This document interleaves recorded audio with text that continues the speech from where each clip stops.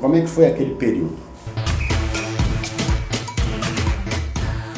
Então, Felipe, foi um momento difícil porque, não sei se você lembra, mas eu entrei na FIFA em 2010. Uhum. Eu saio da FIFA em 2011 num processo que me machucou bastante.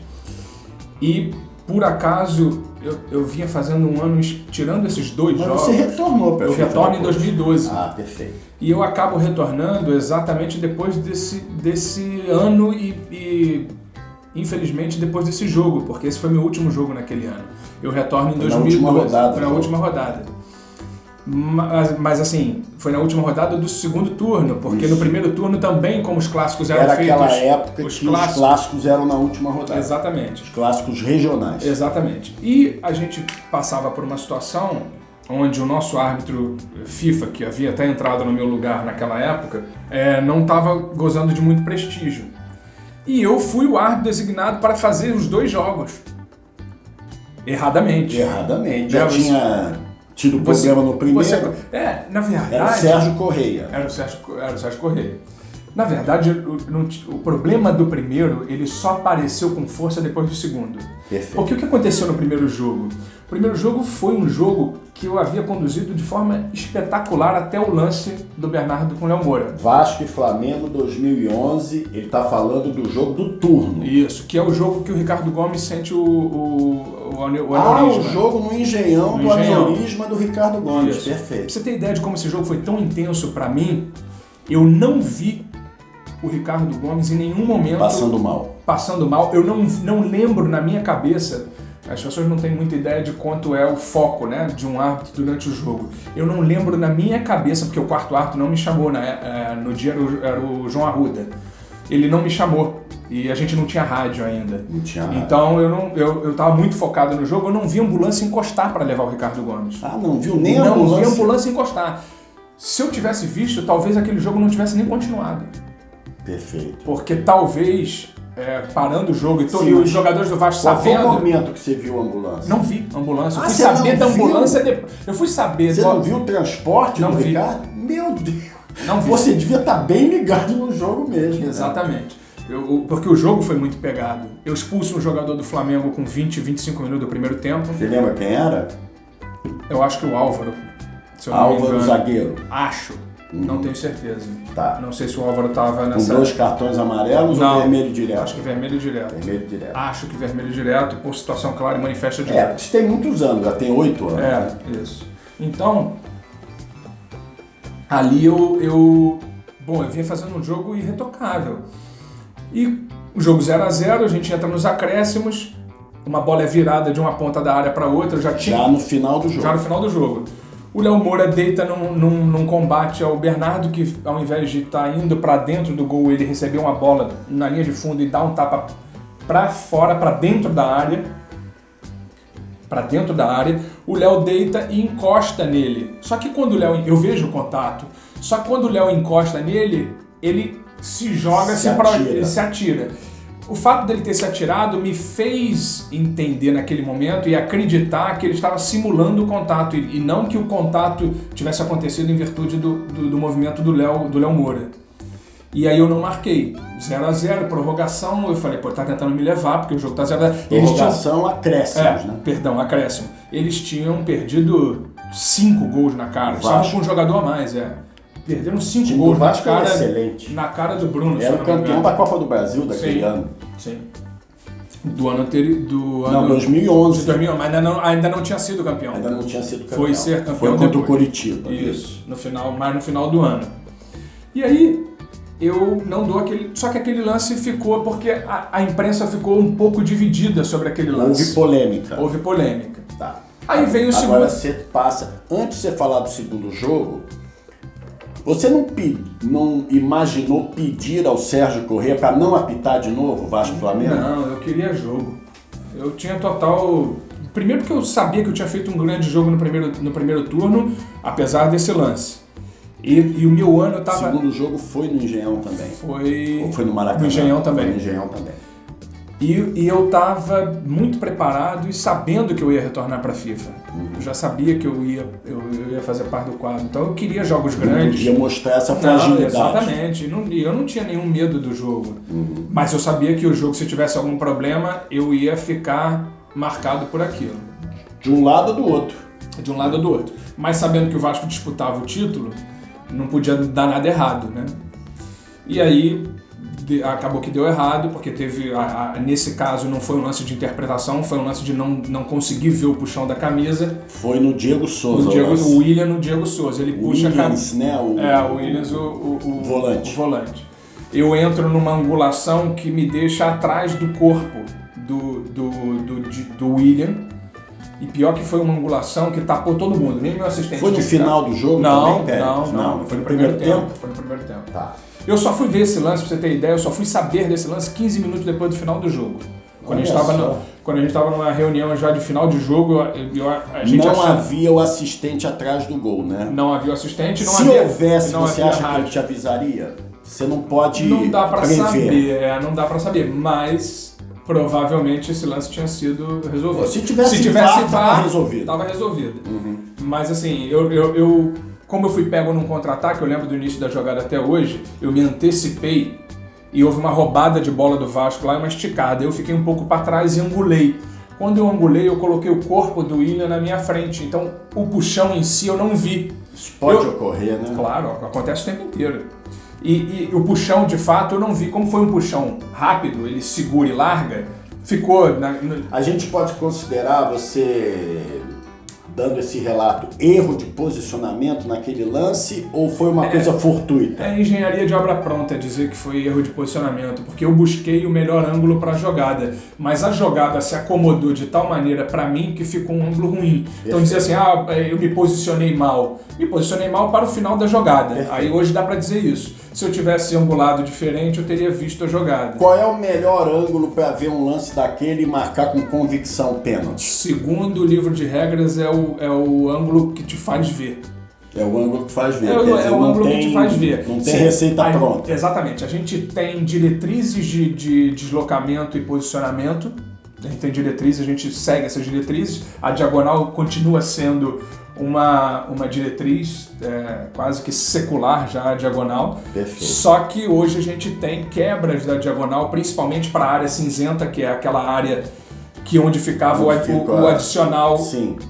Quando tinha o cara atrás do gol, ele ficava ali naquela área, porque na diagonal e para o assistente aqui era muito difícil de ver essa região. Então a gente chamava isso de gray zone, ou de área cinzenta, que o árbitro passou a quebrar para poder ir ver muitas vezes. Então, o certo normalmente é você estar no posicionamento correto para você poder ver a jogada. O Vasco, se ganhasse aquele jogo, seria campeão? Não seria, né? Não, porque ele precisava da derrota do Corinthians. Aí é que entra a maldade de determinados dirigentes de dizer que a responsabilidade foi do árbitro X, e nesse caso foi comigo. Porque nem se tivesse vencido os dois jogos? Os dois Vasco Flamengo. Se tivesse vencido os dois jogos... Se os dois pênaltis fossem marcados e convertidos. Eu sabia que você ia falar isso. Porque eu fui escalado para um jogo... Voltei para a FIFA, 2012, primeiro jogo do Vasco em São Januário. Eu estava nesse jogo, na Rádio Globo. Você era o quarto árbitro. Eu era o quarto árbitro.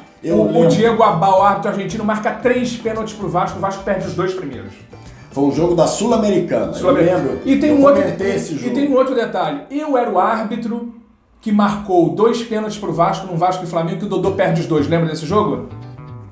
Vasco e Flamengo? Vasco e Flamengo no Maracanã. O Dodô perde os 2 pênaltis. Peraí, Dodô jogou no Vasco? Jogou. Sinceramente, não lembrava. Eu marco 2 pênaltis. Só lembrava dele no Botafogo e no Fluminense.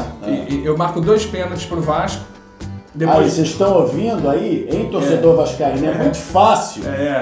Desculpa o termo, enfiar porrada num árbitro de futebol sem saber os meandros. Ele está explicando, Péricles, como estava o lance, onde estava o posicionamento dele. Aí você vai dizer, então estava mal posicionado, não sabe andar, não sabe correr em campo. É difícil, gente, não é tão simples assim. Com certeza foi uma eleição. Eu elegi o lugar para onde eu corri.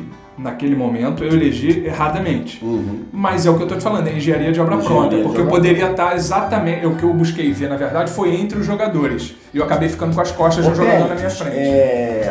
Ameaça você sofreu? Ameaça de morte? Várias. Né? Eu tenho um grande amigo ex-árbitro que é da polícia, né? O coronel Aristeu Leonardo Tavares. Gente muito boa. Mundialista. E à época, meu e-mail pessoal foi invadido. O telefone do meu consultório foi devassado. Olha só. E eu recebi várias ameaças dentro do consultório, no meu celular. Quanto tempo isso, Pérez? Durou. Quando eu passei para ele e ele encaminhou para crimes de internet e tal, eu acho que algumas coisas devem ter sido feitas porque cessaram, né? E aí parou. Mas eu recebi ameaças de morte. Naquela época, Pérez, de 2011, não existia essa abundância de crimes de internet como tem hoje, por exemplo. E hoje a polícia age muito mais rápido. É verdade. Não, tem um detalhe em cima dessa questão toda, porque assim, quem criou toda essa situação foi o Eurico, né? Depois do jogo, que Deus o tenha, o Eurico criou essa situação de dizer que eu fui o responsável pelo Vasco ter perdido o título porque perdeu 4 pontos. E perdeu pro Flamengo, né? Ele deve ter ficado doido. Na verdade não perdeu, ele empatou os 2 jogos. Empatou os 2 jogos. Mas aonde que eu acho que eles perderam o título e que ninguém fala? Como é que é o nome daquele zagueiro Martins que tá no São Paulo hoje? Anderson Martins. Na venda do Anderson Martins, que não compôs zaga com Dedé, não, então ninguém bota a culpa na diretoria. No empate... Não era o Roberto Dinamite? Era o Roberto Dinamite, mas o Eurico entrou para fazer política depois disso. Ah, sim! Entendeu? E jogou na minha conta. Então, na venda do Anderson Martins, que aí ninguém quer abordar a questão do que a diretoria faz para o seu time perder um título. Sempre é o árbitro. Sempre é o árbitro. No empate em Belo Horizonte com o América Mineiro, que foi rebaixado aquele ano, o empate ou derrota, no empate com o Atlético Goianiense, que foi rebaixado aquele ano dentro de São Januário, e no empate com o próprio Corinthians, que era um jogo de 6 pontos, em São Januário. Então, tirando... Perdeu, pontos irrecuperáveis. Exatamente. Então não é só a arbitragem. E eu não estou aqui falando para me defender, porque tiveram outros lances que o Vasco naquele campeonato reclamou. E vai sempre reclamar. Como tiveram lances que ele provavelmente foi beneficiado e não lembra, porque a gente só lembra quando apanha desses casos. Então, é bom só lembrar que a arbitragem ela tira aqui, dá ali, com erros e acertos ao longo de um campeonato de pontos corridos. Ô Péricles, super rápido mesmo, 30 segundos, porque não envolve você, envolve um árbitro atual, não sei se ele apita ainda. Aquele lance do Douglas no Vasco e Flamengo, de falta não observado pelo Rodrigo Castanheira, aquilo para você é ilusão de ótica mesmo? Ele se paralisou? Na verdade é ilusão com falta de treinamento. Com falta de treinamento. Ele estava mal posicionado? Não, ele estava bem posicionado, só que o treinamento que foi dado para todos os árbitros atrás do gol foi um treinamento incipiente. Você pode dizer assim, eles treinaram alguma coisa. Treinaram. Não foi ideal o treinamento. Como não é ideal, Felipe, o treinamento até hoje para árbitro. Não existe treinamento. Você sabe quando é que o árbitro treina? O árbitro treina quando ele apita o início de um Flamengo e Vasco, de um Corinthians e Palmeiras. Esse é o treinamento técnico-tático do árbitro. Esse é o treinamento técnico-tático do árbitro. É quando ele vai para o campo no dia de um jogo de clássico ou que não seja clássico, que decide um campeonato ou que é corrente para um campeonato, ele apita o início daquele jogo, aquele é o dia do treinamento dele. Enquanto os jogadores passaram a semana toda treinando técnico-tático, o árbitro treinou físico e só. O técnico-tático dele é ao longo da carreira. É como se fosse a faculdade de jornalismo na teoria e a prática aprendendo a fazer programa de rádio, de TV. Como todas as outras profissões. A gente adquire o cognitivo mais aguçado para realizar aquela profissão no decorrer da prática dela. Né? E aí... Todas são assim. Todas são assim. Só que com o árbitro, eu me reconheço na parte... na minha fase mais madura e na melhor fase da minha carreira, nos últimos 5 anos que eu atuei.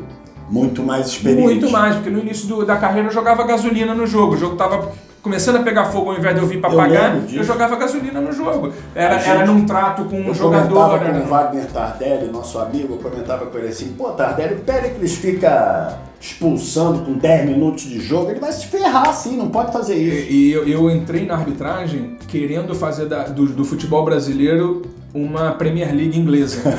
Eu não queria apitar falta porque eu achava que eles se simulavam, até hoje eu acho que eles simulavam. Meio Leandro Voaden. Exatamente. Eu fiz, antes do Leandro fazer o que ele fez, eu já fiz no campeonato estadual isso. Meus jogos já seguiam mais. Só que tinham dias que os jogadores entendiam o recado e tinha dias que os jogadores não entendiam. Hoje ele é concorrente do Paulo César Oliveira, do Salvo Espínola, do Sandro Meirahit. Ele agora é de uma outra TV que não a desses que eu me referi. E você agora é concorrente da Ruel também, na ESPN. Qual é o primeiro nome dela? Renata Ruel. Que era do Space, do TNT, e agora representam os ex-canais Esporte Interativo. Acertei? É isso mesmo. Então podemos continuar. Ô Péricles, quando o árbitro não marca um pênalti a favor de um time, ele não prejudicou porque você não sabe se vai ser gol. Pô, peraí, né? Pênalti é a maior chance de gol de um jogo, não é? É meio gol. É meio gol. Então, se um árbitro não dá um pênalti a favor do time A, ele prejudicou o time A, porque a chance maior é da bola entrar. Você evita a possibilidade da cobrança, né? Da cobrança. E aí é atacante contra goleiro. Exatamente. Pode acontecer 50-50. Hoje o goleiro defende muito pênalti pelo treinamento, pelo aperfeiçoamento da profissão, mas continua sendo a maior chance de gol. Sem dúvida. Só não é a maior chance de gol se você dribla o goleiro debaixo do gol. Aí é gol, a não ser que o cara isole a bola. E há jogadores que perdem. E a gente também estava falando do Castanheira, do lance do Castanheira, que é um lance que... Vasco e Flamengo, gol de falta do Douglas. Que a bola bate dentro. Muito tempo, né, Pedro? E a gente tem na história lances que não com um árbitro atrás do gol ali que está posicionado para isso. Mas por que o Castanheira erra aquele lance? Porque ele foi treinado, não foi de qualquer jeito, mas ele foi mal treinado. Quando você treina pouco para alguma coisa, você acaba exercendo aquela função de maneira não eficaz. E aí o que ele fez aquele dia? Ele resolveu, ou se distraiu, acompanhar a trajetória da bola. E quando você acompanha a trajetória da bola... O árbitro não dá para ver aquele lance, não. Era o Eduardo Cordeiro, o árbitro. Eu acho que hoje está em Santa Catarina, não é isso? No posicionamento que ele estava é difícil você ter certeza, porque ela bate e sai muito rápido. E aí você vai ter ilusão de ótica ali. Era Bruno, goleiro do Flamengo? Não me lembro agora. Do Vasco? Não, goleiro que levou o gol do Douglas e não foi validado. Não, acho que não. Bruno? Não me lembro, que era Felipe, talvez. Felipe. Isso, meu xará. E aí ele resolve acompanhar a trajetória da bola. Quando ele acompanha a trajetória da bola, ele, na hora que ele chegar na linha que ela quicou, ela já saiu. Ela já não está mais lá. E aí ele vê de relance aquilo. Não tinha comunicação. Se ele tivesse visto que a bola entrou, o que ele fala? Comunicação de rádio já tinha. Já tinha. Então... Mas ele que estava ali falou, segue, normal. Ele falou, segue. E a vida do Castanheira, ela ficou muito prejudicada depois disso. E mais, eu li algumas matérias meses depois, acho que uma delas no Jornal Extra. Ele tinha ido ao oftalmologista fazer curso e consultas. Isso é para dar uma satisfação? Exatamente isso. Todas essas respostas, geladeira em árbitro, punição em árbitro. Você já ganhou muita geladeira, Pé? Que eu saiba, oficialmente não, mas... Internamente a gente sabia quando a gente estava fora. Reciclar o cara por algumas rodadas. O que é isso? Não existe curso para isso. Não existe. Ninguém coloca a gente... A melhor forma de reciclar um árbitro é voltar a dar jogo para ele imediatamente. Porque se ele não... acha? Claro. Se ele não treina, como eu falei para você aqui, que ele não treina, o árbitro não treina, como que ele vai reciclar? Como que ele vai melhorar um lance a respeito de qualquer coisa se ele não está exercendo a função? se ele não tem aonde exercer a função. Então isso é uma coisa muito popularesca, o negócio de reciclar árbitro, né? Isso é besteira. Isso é Na verdade, o que está acontecendo ali é que você está atrofiando mais ainda o árbitro quando você dá geladeira para ele. Você tem que dar jogos para ele ou na base ou nas séries B, C e D. Ô Péricles, vamos admitir o seguinte. Numa rodada você estava apitando Vasco e Flamengo. Aí na rodada seguinte do Brasileiro você vai apitar CSA e Avaí. A preparação é a mesma, a atenção é a mesma, você sempre foi um árbitro de atenção em qualquer tipo de jogo, independentemente do tamanho da camisa? Para mim, sim. Para mim sempre foi isso. Série B, Série C, Série D. Primeiro que eu adorava estar no campo, eu adorava o cheiro da grama, o pré-jogo, tudo. Então eu tinha muita atenção e muito gosto por todo jogo que eu fazia. Então nunca... Todas as vezes que eu negligenciei ou que eu subestimei o jogo, foi mal. Eu me arrebentei. Eu não tive uma boa decisão. Tem árbitros que são chamados de para-raio, ou seja, aqueles árbitros que eles vão bem até os 44 do segundo tempo e acontece um problema. Você já teve essa fama de para-raio? O Arnaldo, uma vez numa transmissão de um jogo, quando aconteceu alguma coisa... Olha lá, hein, Arnaldo, olha lá, hein? Falou algo parecido com isso, mas não foi um estigma que pegou em mim. Depois minha carreira andou, eu fiz... Ninguém que é para-raio faz 150 jogos de Série A, né? Então, claro. Tem 250 jogos de CBF no total, outros tantos em Libertadores, Sul-Americana. Uns 7 ou 8 jogos. Você apitou um jogo que o River se classificou com goleada, não foi? No Monumental de Núñez? Esse foi um dos jogos mais, dos jogos mais marcantes na minha carreira, porque foi o jogo em que o River foi campeão da América e nesse jogo, que era o último jogo da fase de grupos... se classificava ou não? Ele precisava ganhar esse jogo e olha como são as coisas. O Tigres que fez a final com ele aquele ano, o Tigres do México, estava no mesmo grupo dele. Foi o melhor classificado daquela Libertadores. O Tigres precisava ganhar do San José, se eu não me engano, no Peru. San José da Bolívia. Que jogou com o Flamengo. Do Peru, se eu não me engano. Ah, do Peru? Tem San José do Peru? Um time peruano. E o jogo foi 5-4 com 2 ou 3 viradas. E acabou... E assim, quando eu acabo o jogo no Monumental de Núñez, foi 3-0. 3-0, teve pênalti e tal. Era o adversário... Sem cartão amarelo. Você lembra o adversário? Sporting Cristal, se eu não me engano. Sporting Cristal do Peru. Não, se eu não me engano, Sporting Cristal. Detalhes.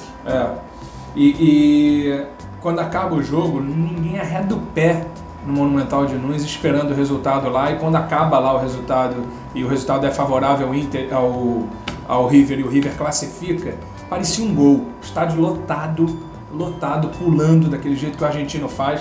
Foi um dos jogos... Trio brasileiro. E foi um dos jogos árbitro mais... também brasileiro. Não. Era da Argentina. Na época ainda era só o trio. Local. Ainda era só o trio. Eu vou tocar em outro assunto, você comenta se quiser. Claro. Eu tenho uma relação, sempre tive uma relação muito amistosa com o presidente do Madureira, Elias Duba. Era até uma relação assim de entrevistá-lo e morrer de rir na entrevista com as coisas que ele me contava. Ele, por exemplo, quando eu trabalhava na Rádio Brasil, ele me contou uma história engraçadíssima. O americano, na época do Caixa d'Água, não perdia em Campos nem pro time B do americano. Se fosse o time A contra o time B, ganhava o time A. E o Madureira foi jogar lá, em Campos. E o juiz era o Carlos Jorge Lopes Moreira. Acho que já falecido, inclusive. Acho que sim. E ele não terminava o jogo nunca. Tava 1-1 o jogo. 51, 52 e nada de terminar o jogo. Naquela época não tinha a plaquinha do acréscimo. O Duba entrou em campo, pegou a bola, deu um chute pra cima e perguntou pro árbitro: você vai encerrar esse jogo ou não vai? Ele contou isso na Rádio Brasil e tirou o programa do ar, porque a gente não parava de rir, porque ele conta de uma maneira muito engraçada. E você apitou um jogo que eu estava, inclusive, presente, não me lembro se eu estava no jogo. Um Fluminense Madureira em Volta Redonda, pelo Campeonato Carioca. Eu estava nesse jogo, eu estava no estádio. E o Madureira se julgou prejudicado por você. E eu me lembro, agora me lembro, eu estava descendo da cabine, eu vi um bico de alguém no teu vestiário, porque lá em Volta Redonda... Na porta do vestiário. Em Volta Redonda,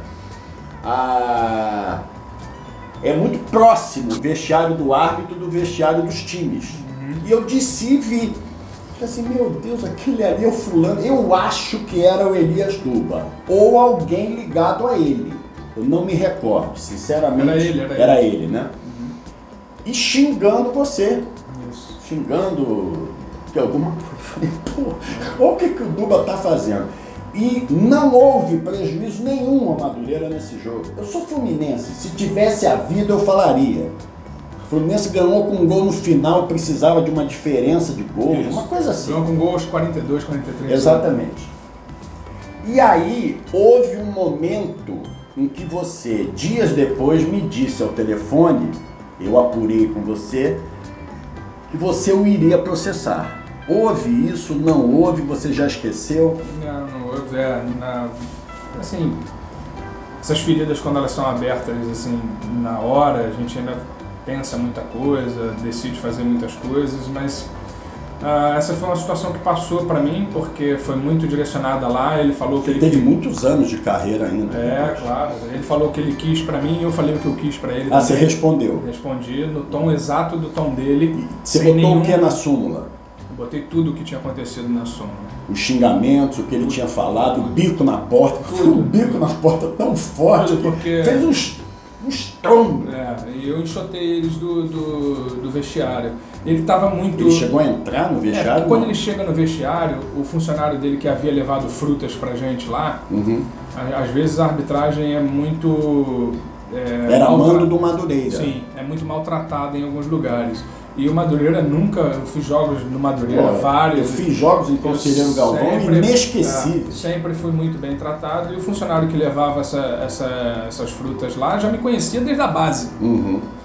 E levou as frutas e ao final foi recolher as frutas. Pro azar dele, coitado, ele tá saindo do vestiário na hora que o Duba tá chegando. E aí o Duba tava puto que a gente tinha comido... Não vai dar fruta pra ele, não! Mas a gente já tinha comido a fruta. Já tinha bebido a água. Da água dele. E ele lá revoltado que achava que eu tinha prejudicado o Sensacional.